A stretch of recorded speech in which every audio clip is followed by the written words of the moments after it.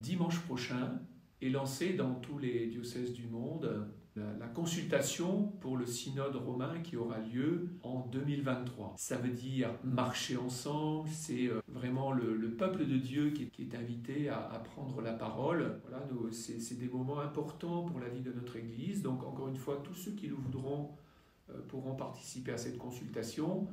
Le thème, c'est pour une église synodale, communion, participation, mission. C'est-à-dire que le but, c'est de réfléchir, et ça tombe vraiment bien dans l'actualité de notre église, comment bien mieux travailler ensemble, mieux fonctionner ensemble. Au fond, vous retenez que derrière le mot synode, il y a le mot marcher ensemble, avancer ensemble, célébrer ensemble, réfléchir ensemble. Ce que nous vivons en ce moment dans notre église nous montre bien qu'il faut avancer sur ce côté synodal, de travail commun, voilà, en se rappelant que même si certains ont des missions particulières, ont une fonction particulière dans l'Église, je pense particulièrement donc aux prêtres, aux diacres, à l'évêque que je suis, il n'empêche que d'abord nous sommes tous des baptisés. Donc un synode lancé par le pape, une consultation demandée à tous les chrétiens du monde, qui peut commencer dans certains diocèses dimanche prochain, et puis jusqu'à fin février, voilà, les chrétiens pourront prendre la parole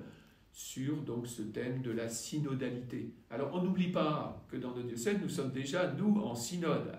Nous avons fait un synode à la Pentecôte 2019. Nous le déclinons maintenant d'année en année. Alors on a été évidemment l'année dernière avec la Covid, on n'a pas pu, mais nous le déclinerons à nouveau en janvier 2022, le 29 janvier. Et vous êtes tous invités à participer à cette belle rencontre qui aura lieu à Montargis. Et donc des équipes sont mobilisées. Il y a une équipe synode qui accompagne tout ça, il y a des équipes qui préparent cette rencontre du 29 janvier. Et donc il nous fallait retrouver une nouvelle équipe quasiment opérationnelle, et qui donc dans les semaines à venir va nous donner des outils pour répondre à cette demande du pape, donc que tous les chrétiens qui souhaitent puissent prendre la parole. Donc concrètement, l'équipe se met en place, elle va nous faire des propositions. On a déjà prévu une rencontre diocésaine avec les responsables de service, mais aussi des représentants des différents pôles missionnaires.